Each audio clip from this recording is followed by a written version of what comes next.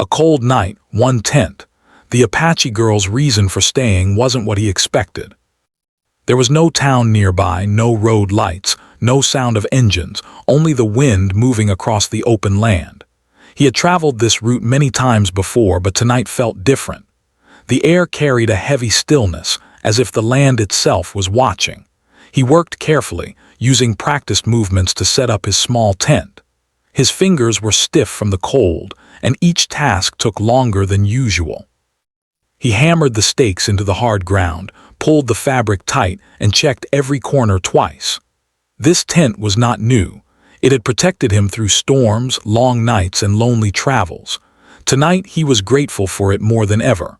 Once inside, he lit a small, controlled fire just outside the tent opening, enough to give some warmth without drawing attention. He sat quietly, rubbing his hands together, listening. The wind came and went in soft waves. Somewhere far away, an animal cried out, then everything returned to silence. He was used to being alone. In fact, he preferred it. Life had taught him that solitude was safer. When you traveled alone, you answered only to yourself. No one slowed you down, no one surprised you. At least that was what he believed. As he was settling in, pulling his coat tighter around his shoulders, he sensed something change. It wasn't a sound at first, more like a feeling.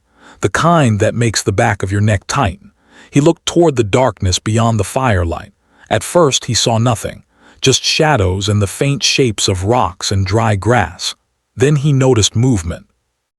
A figure stood just beyond the edge of the light, still, quiet, watching. His body reacted before his mind did. He stood up slowly, keeping his movements calm. His heart began to beat faster, but he forced himself to breathe evenly. The land could be dangerous at night, but fear without reason helped no one. "Who's there?" he called out, his voice steady but firm. The figure did not move right away. The firelight flickered, and for a moment he wondered if his eyes were playing tricks on him. Then the figure stepped forward slightly, just enough for the light to touch her face. She was young, not a child, but not fully grown either. Her dark hair was pulled back simply, and her clothing was thin for such a cold night. Her face showed no panic, no fear. Only calm, as if she had been standing there for a long time. "I need shelter for the night," she said. Her voice was quiet but clear. She did not beg, she did not explain. She simply stated it as a fact. He studied her carefully. Travelers learned to read people quickly. She carried nothing that looked dangerous. No weapon, no pack, no signs of a struggle. Yet something about her presence felt strong, grounded, as if she belonged to the land itself. "It's cold," he replied, more to himself than to her. She nodded once. "Yes." She stood with her feet planted firmly, as if she had already decided she would not move. He hesitated. Letting a stranger into his tent went against every habit he had built over the years. The road had taught him caution, but it had also taught him something else, that some moments did not repeat and some choices defined who you were. "Come closer," he said finally. "At least warm your hands." "You shouldn't be out here alone," he said. "I know where I am," she replied. That answer surprised him. It wasn't defensive or careless. It was certain. The cold grew stronger as the night deepened. He knew the temperature would drop even more before morning. No matter how cautious he was, leaving her outside was not something he could accept, not tonight, not in this cold. "You can stay in the tent," he said at last, "but just for the night." He adjusted his pack and shifted his blanket so they could both sit without touching. The air inside felt warmer immediately, though the cold still pressed in from all sides. They sat in silence for a while. The fire crackled softly outside, and the tent fabric moved gently with the wind. He expected questions, explanations, maybe even fear, but she said nothing. He found himself watching her instead. She sat with her back straight, her hands resting calmly in her lap. Her eyes were lowered, not out of weakness, but focus. It was as if she were listening to something he could not hear. "What's your name?" he asked after a while. She hesitated, then answered, "You can call me what you like." They carried identity, history, belonging. "And where are you coming from?" he asked. She glanced toward the tent opening, toward the dark land beyond. "From where I needed to be." He assumed, as anyone would, that she had nowhere else to go, that she was escaping the cold, the danger, the night itself. It was the only explanation that made sense. Yet the longer they sat together, the less that explanation fit. She did not shiver much. She did not rush to the warmth. She did not ask for food or water. Instead, she watched the firelight and listened to the wind as if this night was familiar to her. "You don't seem afraid," he said quietly. "There is nothing here to fear," she replied. Her words were simple, but they stayed with him. Outside, the land stretched wide and dark, full of unknowns, yet she spoke as if the night were an old friend. He pulled his coat tighter and stared at the small flame beyond the tent. He had come out here expecting nothing more than another lonely night on the road. He had planned to sleep, wake early, and move on. Now, everything felt paused. He didn't know it yet, but this cold night, this single tent, was about to challenge everything he thought he understood about people, strength, and the reasons someone chooses to stay. And as the fire burned lower and the stars continued their silent watch, he believed wrongly that her reason for being there was the same as his, to survive the night. The night moved slowly, as if time itself had decided to walk instead of run. Inside the small tent, the air felt warmer, but the cold still found ways to remind them it was there. It slipped through the ground, through the thin walls, and into quiet thoughts. The man adjusted his position, trying not to disturb the calm that had settled between them. The girl remained silent. She did not fidget or look around with curiosity. She sat as if she had already made peace with the night. Her breathing was steady, calm, almost measured. It made him aware of his own restlessness. He cleared his throat once, then stopped himself. Not every silence needed to be broken. Outside, the fire burned lower. He added a small piece of wood, careful not to make noise. The flame grew slightly, casting soft light that danced across the tent walls. For a moment their shadows moved together, then separated again. He studied her from the corner of his eye. Travelers learned to observe quietly. He noticed small details, the way she held her hands, the calm set of her shoulders, the patience in her stillness. She did not look like someone waiting for danger to pass. She looked like someone waiting for something else. "You walk far?" he asked gently. "Yes," she answered. "How far?" The wind softened, then returned, pressing against the tent like a quiet reminder of the world outside. He pulled his blanket closer around his legs. "You're not dressed for this cold," he said. "I knew it would be cold," she replied. That made him pause. He turned slightly to face her more directly. "Then why come out here tonight?" Her eyes were steady, not challenging, not afraid. "Because tonight matters," she said. He leaned back again, letting out a slow breath. That answer stayed with him longer than he expected. People usually had clear reasons: work, escape, hunger, fear. Her reason sounded different, heavier somehow. He assumed again that she was avoiding something, maybe a difficult home. Maybe people she did not want to face. The road was full of such stories. He had met many who walked simply to forget. It felt natural to place her among them. Yet something did not fit. If she were running, she would be tired in a different way. If she were afraid, it would show in her movements. But she carried herself with quiet balance, like someone who had chosen this path carefully. The silence returned, deeper this time. It was not uncomfortable, it was shared, the kind that did not demand words. He found himself thinking about his own journey. He had started traveling years ago, telling himself it was temporary. One road led to another and another until staying still felt strange. The land had become his routine, the night his companion. He thought he understood loneliness, but sitting there, sharing space with a stranger who felt anything but lonely, he questioned that belief. "You don't ask many questions," he said. "I don't need answers tonight," she replied. Her words were simple, but they carried weight. He wondered how someone so young could speak with such certainty. It made him feel older than he was. The fire outside crackled again, sending a brief wave of warmth through the tent. He noticed how she did not lean toward it, did not chase the heat. She accepted whatever warmth came her way, no more, no less. "Where will you go in the morning?" he asked. She smiled slightly. It was the first sign of emotion he had seen from her. Not happiness exactly, more like recognition. "The same way the sun goes," she said, "forward." She felt more like a presence that had arrived for its own reason. Time passed. He didn't know how long. The stars outside continued their silent movement. The fire burned low again, but neither of them rushed to tend it. He assumed her reason for staying was simple, that she needed shelter, warmth, protection. It was the most logical explanation. Anyone would choose a tent over open ground on a night like this. Yet every action she took quietly disagreed with that assumption. She did not curl inward for warmth. She did not complain. She did not ask for anything more than space. It was as if the tent was not the center of her need, only a small part of the night. "You could have kept walking," he said slowly. "Found other shelter." Some answers did not come faster just because you asked louder. The cold deepened again, settling into the late hours of night. He shifted slightly and offered her part of his blanket. She accepted it without hesitation, without thanks. Not out of pride, he realized, but trust. Their shoulders touched briefly as the blanket settled between them. It was a small contact, but it carried warmth beyond heat. He noticed how natural it felt, how unforced. Outside, the fire finally burned down to glowing embers. The light dimmed, leaving the tent mostly in shadow. The darkness inside was soft, not threatening.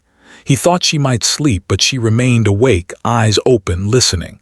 "What are you listening for?" he asked quietly.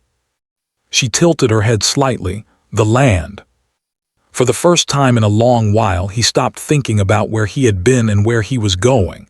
He was simply there. "That's why you're calm," he said softly. "You feel at home out here." Yet sitting there, wrapped in silence and cold, he felt something settle inside him. The hours continued to pass. He grew tired, but his mind stayed awake, turning her words over gently, like stones in water. He realized that this night was not about survival for her. It was about presence. She wasn't staying because she had nowhere else to go. She was staying because she chose to be here. And as that understanding slowly formed, he sensed that when morning came, he would not be the same man who had set up a tent alone in the cold. The night felt deeper now, heavier, as if it had settled fully around them.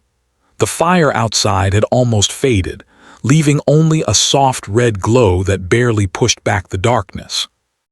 Inside the tent, the shadows were gentle, moving slowly as the wind touched the fabric. The cold was still present, but it no longer felt sharp. It felt quiet, patient. The man shifted slightly, careful not to disturb the space between them. His body was tired, but his mind was awake. The girl's words kept returning to him, not loudly but steadily. She had said she chose to be here. That idea stayed with him, turning slowly in his thoughts. For a long time, neither of them spoke. Silence filled the tent, but it was not empty. It carried meaning, like a shared understanding that did not need sound. Finally, she spoke again, her voice low, almost blending with the night. "You think I stayed because I needed shelter," she said. He didn't deny it. "That's what most people would think." "Then why?" "With memory." He had walked across places like this many times, never thinking of them as anything more than ground beneath his feet. "My grandmother told me," she went on, "that when you feel pulled to a place without knowing why, it means it is time to remember, or to learn." Instead, she closed her eyes briefly, as if listening inward. "That I am not alone," she said at last, "even when I walk by myself. To honor someone who once stood where we sit now." "And for myself," she replied. He nodded slowly. For the first time, he felt embarrassed by his earlier assumptions. He had seen her as someone in need, someone passing through. He had not seen her as someone carrying purpose. The night deepened further. The cold settled into a steady presence, no longer biting, just constant. He added another small piece of wood to the fire outside, and the soft light returned briefly. She watched the flame with attention, not fascination, but respect. "Fire remembers too," she said. He glanced at her. "Remembers what?" "Everything holds memory." He had expected something more, some reason tied directly to him, but she did not speak as if he were special. She spoke as if he were simply part of the night. And because, she added gently, you listened. The night seemed endless yet peaceful. He realized that he was no longer thinking about leaving at dawn. For the first time in a long while, he was not thinking about the next step. Will you stay until morning? He asked. Yes, she said. That is how it is meant to be. Her posture relaxed, not with exhaustion but completion, as if something important had already happened even though the night was not over. He lay back too, careful to keep space, though the tent made distance difficult. Above them the fabric moved gently like slow breathing. You carry a lot, he said softly. So do you, she replied. He laughed quietly. I don't feel like I do. Sleep hovered nearby, but he didn't want to lose this awareness. You know, he said, I thought I understood the road. It felt complete, like a conversation that had reached a natural pause. He realized then that her reason for staying had nothing to do with the tent, the warmth, or the safety he had offered. Those were small things, useful but not central.